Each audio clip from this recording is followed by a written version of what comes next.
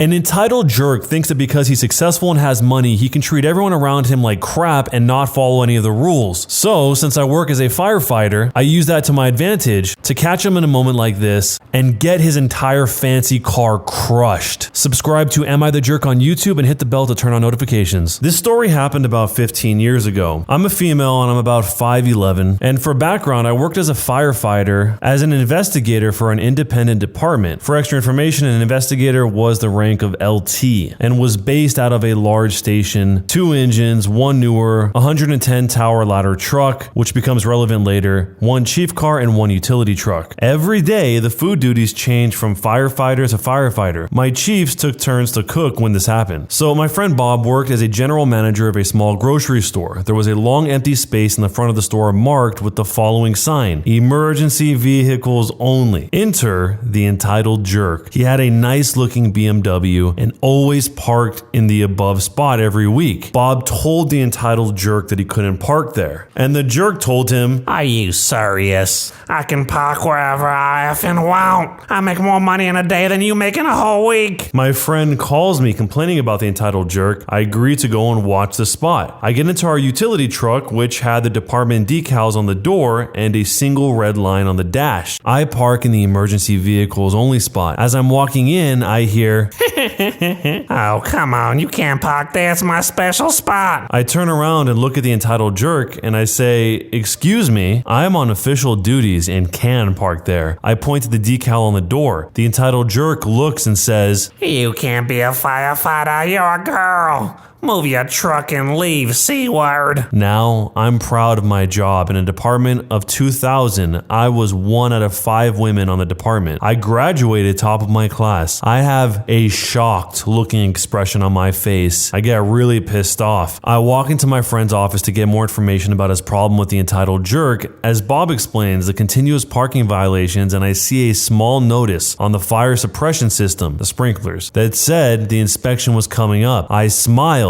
as I get an idea. Cue the revenge. I get some information, leave Bob's office, and get into the truck and head back to the station. When I arrive, I head into my chief's office. I tell him of the entitled jerk and what he said and what he does. My chief is a 6', 6 inch, 320 pound Samoan. He sees everyone as family. My chief's face gets bright red. I explain my idea and he gets very happy. He rushes out and calls a station meeting. I lay out my idea. We send out the station to do a fire drill / inspection by sending the old truck and 1 engine to the store. My friend will call the station the next time the entitled jerk parks in the fire lane. Skip to 2 weeks later, Bob called the station stating that the entitled jerk had just parked. As I am thanking him, I hear his fire alarm go off. I rush and change into my investigator uniform with turnout gear. I tell my chief and send the trucks out. I ride in the Quince. We arrive and I see the entitled jerk's car right in the emergency vehicle spot. I radio to have 1 engine pull in right in front of the entitled jerk's car and the truck to park right beside the driver's side door. I get out and the engineer starts setting up the ladder, which means 4 very large and heavy support struts go down and 1 crushes the front of his hood. The alarm goes off. The lineman breaks his windows as he runs the large 5-inch draft line from the pump to the standpipes, the fire access to the sprinkler system, through his front seats. I go in to find Bob hurriedly getting people out as the alarm is going off. The entitled jerk runs out of the store, sees his car, and goes ballistic. I radio the police department dispatch and request a few officers to the store as I had a male that was impeding a fire operation. The dispatcher says that they will send a few officers. 3 officers show up and I ask them to follow me. They do when I call out, "Hey, leave my firefighters alone." The entitled jerk turns and sees me. He rushes up screaming that I'll pay for damaging his precious baby, his car. I stop him and tell him that if he didn't leave, that he would be arrested. He gets in my face and says, "You did this. I'll have your job for this." He then turns, pushing me back. The officers and I rush and tackle the entitled jerk to the ground. After they cuff him, I calmly inform EB that he was under arrest for assault and interference with a fire investigation and that his car would be towed for parking in a fire lane. I later found out that his car was crushed. The entitled jerk got 12 months probation for pushing me and interfering with a fire operation. He also got a $500 parking ticket, the cost of the tow, and he lost his nice BMW. The moral of this story is don't park where you shouldn't or bad things will happen. I've heard of situations like this happening where if you do park in front of a fire hydrant, for example, and the fire department needs to access that fire hydrant, they'll just break your windows and stick the hose through the car because they need to access it. Which makes sense because you're not supposed to park there and there are people that are probably trapped somewhere that need a fire to be extinguished. But it sounds like this guy was just asking for it. Not only was he just parking there and leaving it at that, he was going out of his way to bully the people that work there and try and make them feel bad because they make less money than him. Who cares how much money you make? What does that have to do with anything? The entitled jerk was coming from the perspective that because he makes more money, he has more rights, like the right to be able to park in a place that is specifically a no parking zone. And of course, the whole weird part about it's impossible for a firefighter to be a girl. Even if something is less common, it doesn't mean that it's impossible. So if this was you in this situation, how would you have handled it? And jerk or not a jerk, and why? Am I the jerk for telling my mom she's stupid to have another kid after all of her current kids are living in poverty? I'm a 19-year-old female, my parents' second child. I have 3 brothers, a 21-year-old, a 13-year-old, and a 7-year-old, and a sister that's 16. We grew up poor and our parents were often dependent on financial help from relatives, friends, etc. for raising us. This is because even though my dad has a mediocre job and my mom doesn't work, they've just kept on popping out one kid after another. My parents are very religious and believe that children are a gift from God. Personally, I think that's total nonsense. My parents' reproductive choices wouldn't bother me if it hadn't caused mine and my siblings' lives to turn to crap. While growing up, we never had new clothes or toys. We had to accept handouts from family members who were better off. We never went out or did anything fun. To top it off, we were well aware that the rest of the family looked down on us for constantly asking for handouts. Now, my older brother and I have managed to get into good colleges and are looking forward to a future that would be better than our parents' lives. He and I were staying at our parents' place for a while due to the lockdowns, but one morning, my parents called all 5 of us into the living room. My mom said she had great news. The smile that was forming on my face died a quick death when she said, "We're pregnant." I lost my temper. I asked them how could they be so stupid and irresponsible? Do they not have enough financial troubles already that they have to bring in another mouth to feed? My older brother tried to calm me down, but I was livid. After a lifetime of scarcity because of my parents' stupidity, they still hadn't learned their lesson. I asked them how they planned to provide for this kid. My dad told me I would have to give up the money our great uncle had left me. He had left all 5 of us some money, which only we could access when we turned 18. I said hell no. That money would help pay for my college expenses. He called me selfish for not being there for family, and I told them that if they couldn't provide for the kid, then they should get an abortion. My mom started crying and called me a heartless monster. My dad told me he was disgusted with me. I told them there was no way that I was going to pay for their stupidity, and the only thing I would be willing to pay for is a termination. What I was really worried about was my siblings' lives getting even worse. My older brother and I have escaped from my parents' clutches, but the others, especially my younger sister, will be expected to help take care of this baby. No teenager deserves to have their adolescence ruined by diapers and a screaming baby. I know what it's like, as I had to go through that. It was expected of me to be an unpaid nanny to my younger brothers and sister. My older brother could go out with his friends and have fun, but I had to stay home and help give baths and feed the toddlers. I decided to get some family members involved so they could talk some sense into my parents. I called my mom's maternal cousin. She's one of my favorite people. When I told her that my mom and dad are having another kid, she reacted with, "What?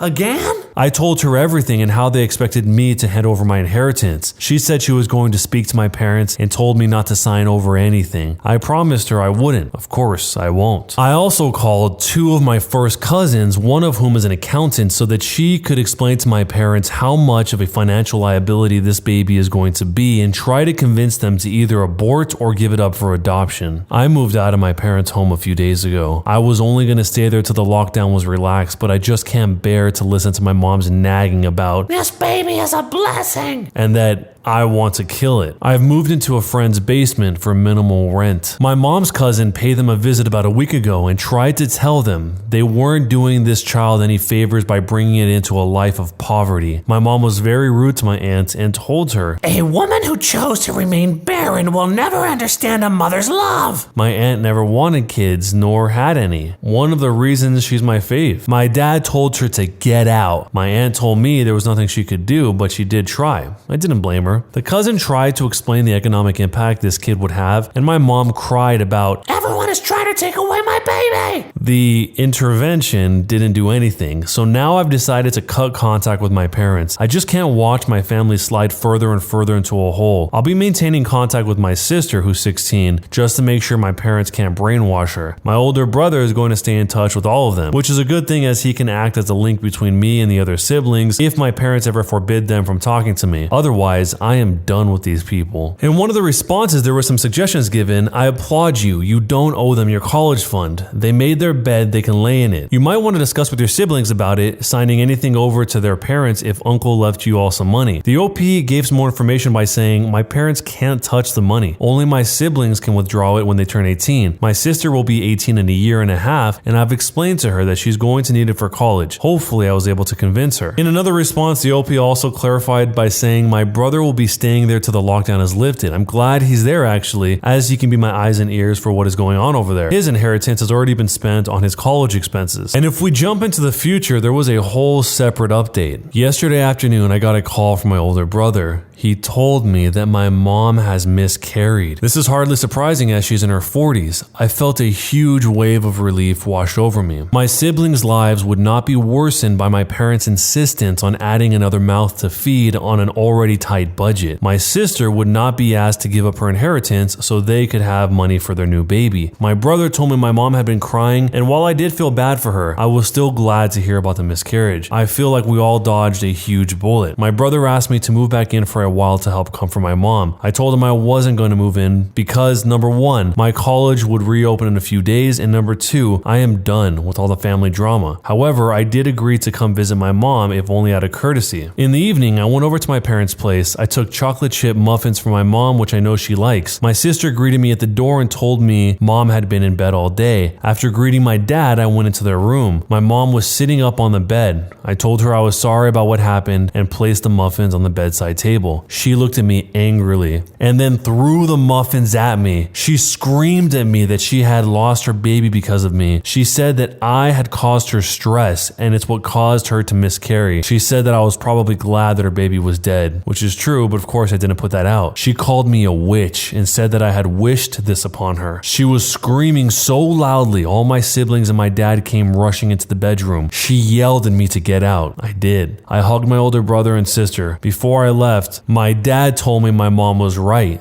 that my cruelty caused her to miscarry. I told him that that was a grossly unfair accusation and reminded him that at mom's age it was actually quite common to miscarry. Then I walked out. I am so done with my parents and their stupidity. I can only hope they won't try for another kid. Am I the jerk? This one is really difficult because no matter who you are, whether it's your enemy or it's someone you really care about, you don't want anyone to miscarry. That is a horrible experience to have to go through for pretty much anyone. I get the point that he's making, that the current quality of all of their lives is very low, and adding another baby into the mix is going to make it even lower, especially for the younger kids. But still, I wouldn't wish a miscarriage on somebody because of that. If I had to put myself in the parents' shoes, they're probably calculating and thinking, oh, well, now that two of the kids are leaving the house, that means we can have one more baby, and that way net total is still lower than it was before. Maybe they're thinking something along those lines. We don't really know because the OP didn't say. But I can also understand the frustration of the OP because if her life was really that difficult because of having so many kids in the household, how else can you see that? You would probably hope that they wouldn't have any more kids in the first place. I mean, if you think about it, this frustration doesn't really apply to the OP anymore because she is the one who has the sole right over her inheritance. She's feeling this exclusively out of the care for her younger siblings, especially the youngest. And if this ends up happening again, maybe the OP will be in a better financial spot to try and help out some of those younger siblings where the parents aren't able to. Not that it's her responsibility, she's not their parent, but clearly her siblings going through this type of poverty bothers her. Otherwise, this wouldn't be a big deal to her. Like I said, it's a hard situation, but how do you see this whole situation, and jerk or not a jerk, and why? My father and my stepmother died, leaving me, a 19-year-old male, and my stepsister, who's 8, behind. My stepsister's father, who has previously never cared about her, is getting full custody and has told me that he won't allow me to visit. Is there anything that I can do? So my life is falling apart. A few weeks ago, my father and my stepmother were killed in a car accident. They've been married for 7 years, and my stepmother had a daughter from a previous marriage who is 8 years old. I love her unconditionally, as if she were my own sister, and I would fight tooth and nail to keep her safe. She has no immediate family other than her father in the area, so he is going to receive full custody of her. This guy is a total jerk. The reason my stepmother left him is because he would hurt her, which was never reported to the police, but I know several people who have witnessed it firsthand. So it absolutely 100% happened. And the reason he was like this was because my stepsister was born and he didn't want a child. As a result, he has never cared about her, never asked to see her, and never wanted anything to do with her until now. I was at home with my stepsister a few days ago and he knocked on the door. I opened it and we had a really ugly conversation about what was going to happen to my stepsister now that her mother and my father were dead. I told him that if he did end up having custody, I would want to be seeing her as often as possible, as I consider her my family. He told me verbatim, "That's not gonna happen, son.